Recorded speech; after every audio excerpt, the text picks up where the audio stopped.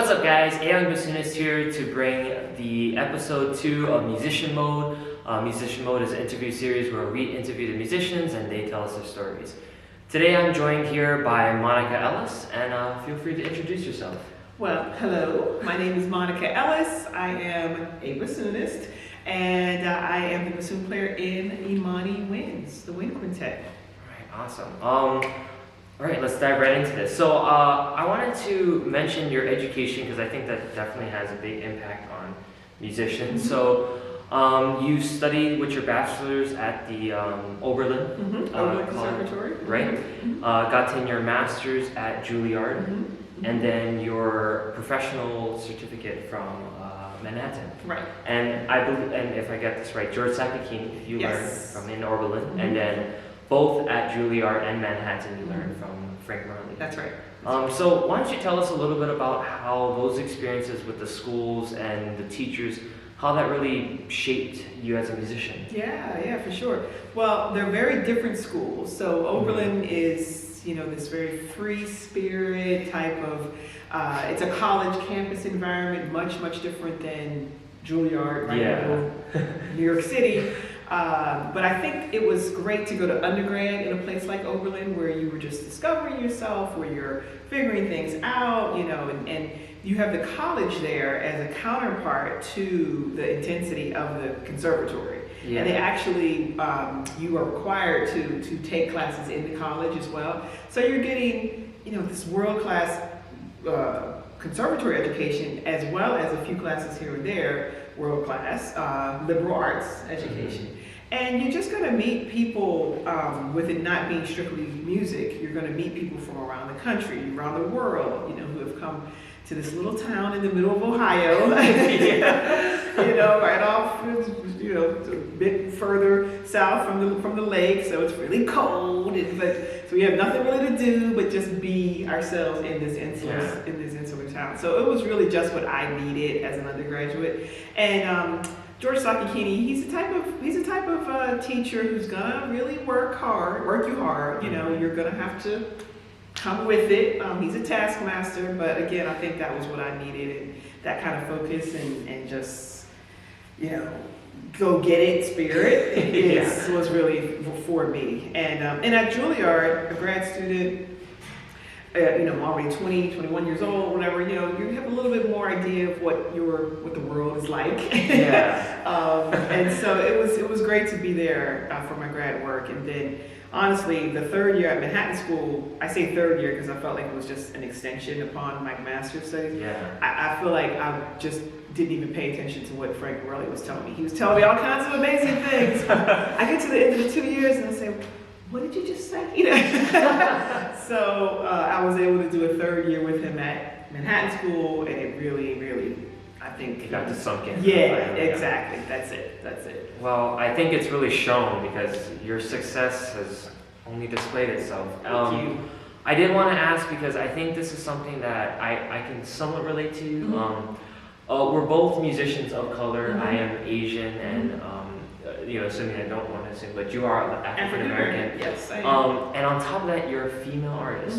I wanted to ask, and for those whoever is watching, what does that mean to you to have all this hard work done and the success pay off, and being from your background in an industry that is, I would say, mostly white and Caucasian? Absolutely. What does it mean to you? It means everything. It really does. As I've gotten older, I've recognized how much more it means because I see what it means to others. I see. So as I was coming up, I had great role models in my parents, in my family around me. I didn't feel like I missed anything not having the representation of classical musicians of color. I just didn't really feel like that was something that I missed because I was so filled up with support in other ways, right? But as I started to go, get out of college, get into the industry, especially with Imani Winds, I'm realizing, wow, everybody didn't have it as fortunate as I did growing up, and I can really be that role model and that inspiration and that that person to a young little black girl growing up somewhere who really wants to play the bassoon, and she sees me. And so I've recognized the power of me representing my heritage, my race, and in the best, most excellent way I can. I've seen that as time has gone on. I've seen the importance of it. And representation matters. It absolutely matters. If there's anybody out there that thinks, it's all about the music, it is. It's all about the craft, it is. It's, the excellence has to be there, it does. But having representation of different types of people, voices, races, genders, social, sexual orientation, whatever it may be, is unequivocally important, especially in today's world. It's so divisive that we have to have different people doing similar things to show how our differences can ultimately bring us together. I look up to someone like you, where yes, you're of a minority, and I honestly just think that's so awesome. Yeah, it just shows that everybody can do what we do. There does not need to be any kind of discrimination. There doesn't have to be any feeling of, I shouldn't go there because that's just for a certain type of people. And frankly, the industry, it doesn't help this cause. Having said that, there are ways that things are changing. Organizations like, for instance, Chamber Music America, it's a service organization for groups like us and chamber music around the country.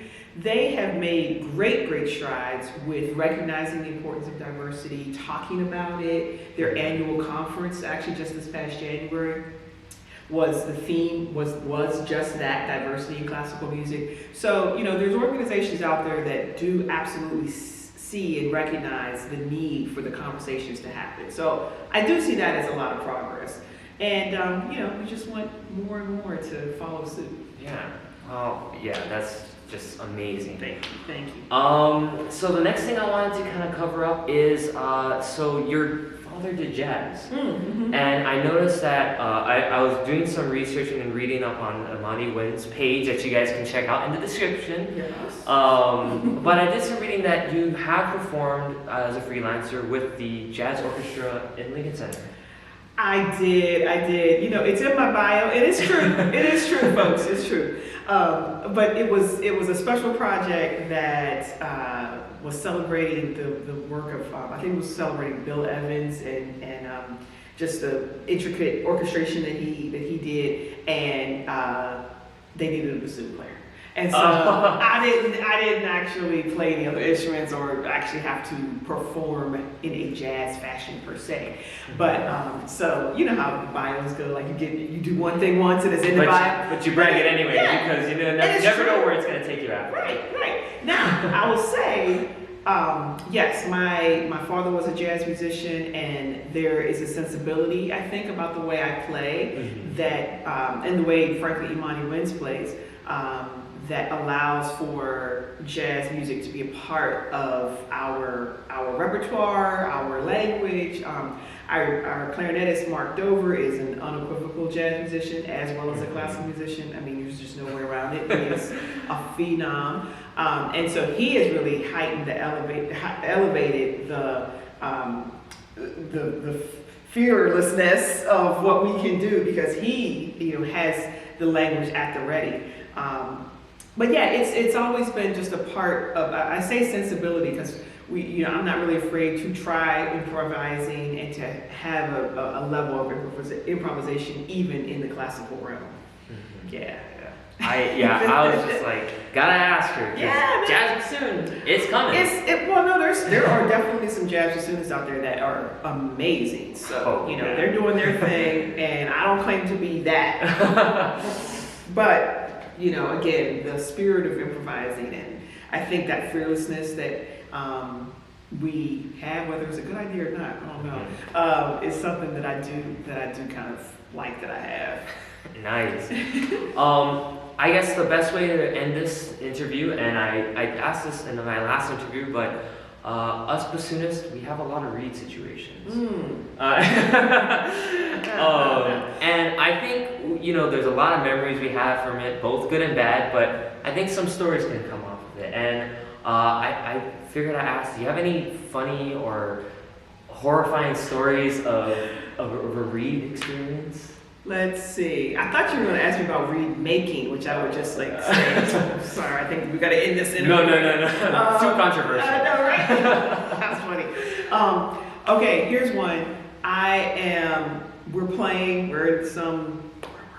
We were in New Zealand. Man. So incredible, just phenomenal trip, as you might imagine. Just incredible place, incredible country. And we were playing an encore, and I guess I was just seriously killing it, like I was going hard. And the reed just popped right off the vocal. And it fell. We were in front, we played a couple of pieces standing up. From memory, just like right in front of the stage, and at the front of the stage, and so, but it fell down into the audience, and whoever was sitting right there, he just picked it up. Happened to be like closer to where Jeff was standing, my French horn player, and so he was closest to pick it up. He just handed it to him, and Jeff handed it to me, and I just put it back on the vocals. Kept playing. Can't stop the show. Yeah, that's very true. That's the message. If the reed falls off the vocal, pick it up, put it back on, and keep playing. Wow, I cannot imagine that happening. It was crazy. I would assume. I think though it all happened just like boom, boom, boom, boom, boom, boom. Just like in the moment, it's a lot faster. Like you just kind of do it. Yes, telling the story, it's long and drawn out, but in that moment, it just happened. Man. So, one of those things. That's a great story, What actually. are you gonna do? Wow. But thank you so much for being here. I think everyone's gonna love this one. But again, thank you so much. Thank you. You're doing a wonderful service. This is super fun. Well, it's something I've been wanting to do, and I'm glad I can finally do it. But thanks for watching, guys. I hope you enjoyed it. If you did, definitely leave a like on it. Subscribe to my channel. I definitely am planning on more episodes, so definitely subscribe to my channel for more content. And again, thank you. You're welcome. And thanks for watching, guys. See you later.